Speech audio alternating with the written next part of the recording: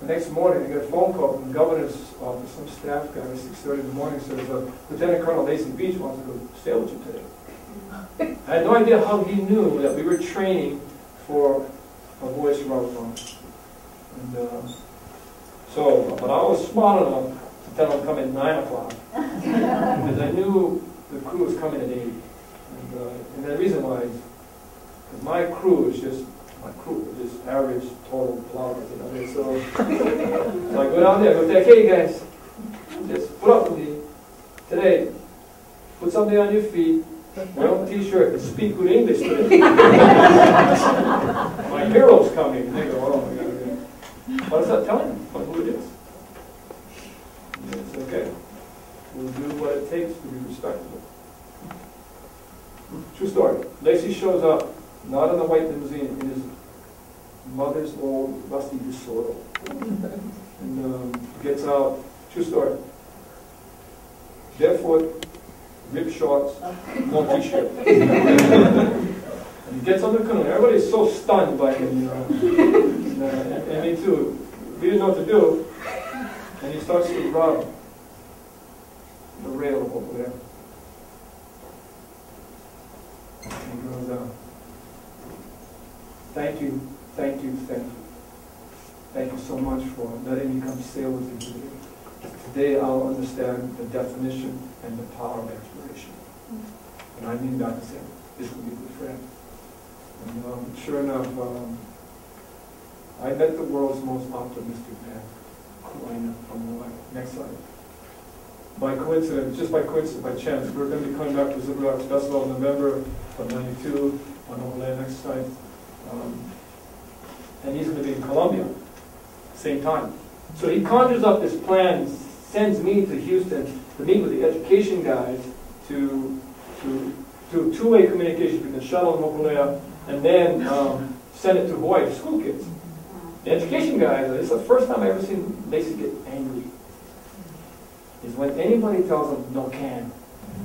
Stands up, pounds the table, says, the meeting's over, see you guys. Because he knows he can do it anyway. In the story I was told, he stole his $60,000 radio out of his fighter in Ellington Field, got some engineer to put it in the shuttle. And then we had this old single-sideband radio. We had a single-sideband radio that we were linking to in Honolulu, and then they were going to, we would send it to Honolulu, he would send his signal to Pasadena, and then they would telephone our signal over to phone line in Pasadena, and mix it, go to Houston, and then back to Honolulu.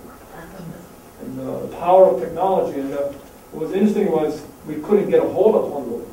So we only had this 5-minute window. We're traveling 5 miles an hour across the ocean. It takes 30 days to get back to Rarotonga. He's going 5 miles a second and getting 5 minutes to see our antennas. And we couldn't get a hold of Honolulu. We go back to Rarotonga, and it's a true story, I promise you. The typhoon knocked the antennas out, was underground. We called them as a backup, and the signal's crystal clear. So we sent it, they mixed it, they brought up 30,000 school kids in Hawaii. And I listened to basically ignite imagination, hope, strength, and truth in believing in the ability for the human being to explore for the right reasons. And Lacey goes, hey, I got a present for you. Bring it back to space. That's the edge of the earth, as you know. Pocket window of Colombia, just the island of Hawaii. This is an adze head that was given to him by his grandfather. It came from a place called Kianakauko'i, 12,500 foot elevation, arguably the second best stone to the green stone in the museum has been the adze. The tool to shape and build canoes, the technology of its time. And and then you got to imagine again, you know, how do you manifest and get someone to agree to come up, you know, a hard, heavy, sharp object into zero gravity? But you know, he stole that away too. Somebody got that away. He floats it in the window and it says, because Lacey is a dreamer too. He loves this earth.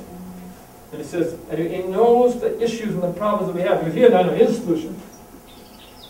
That represents the 500 years we must understand about the history and the knowledge and the lessons of our ancestors. The cockpit window really represents the power of technology.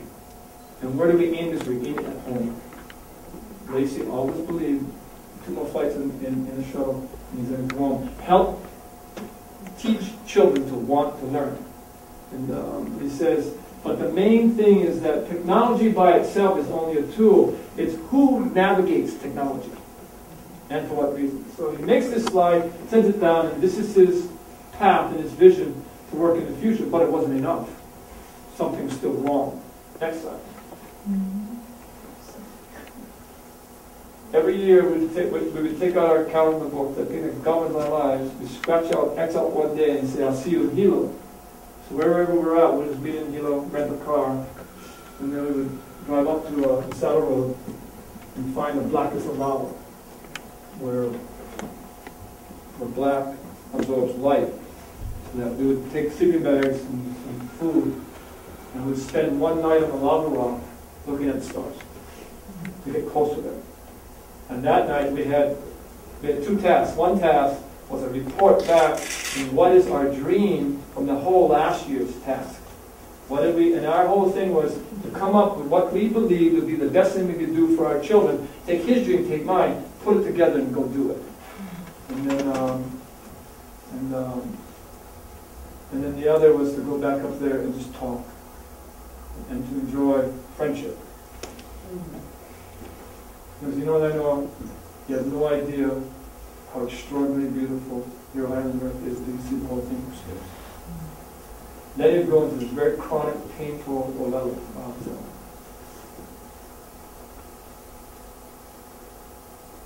I've flown over the fires of Kuwait. I've seen the deforestation in South America.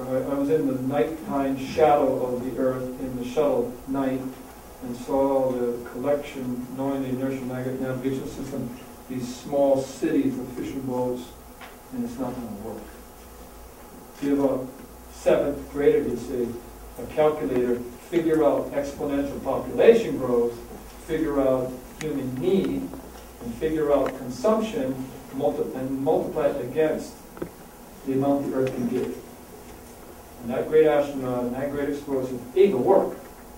When he goes down the path, the world's most optimistic human being, he goes down that path of it ain't going to work.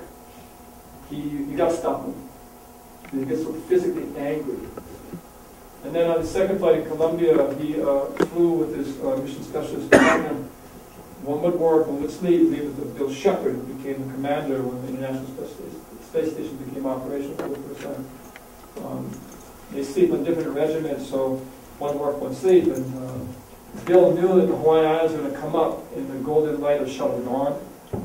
He knew how much Lacey loved this place.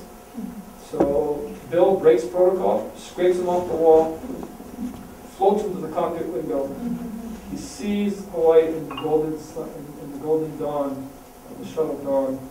And Bill tells me, you know, Lacey, in the most quiet, calm voice, just said, that's it. That's the answer. All we need to do, Lacey said, is find out how for all of us to live well on these islands. And then we have the most important gift to the world. That is a story of peace. Lacey saw this place as a school and a laboratory of hope. And it takes you back to the 70s when you had that optimism. That vision became mine. Not just vision, but it becomes a compelling necessity for my life to be real, for me to do something, even if it's just a sale.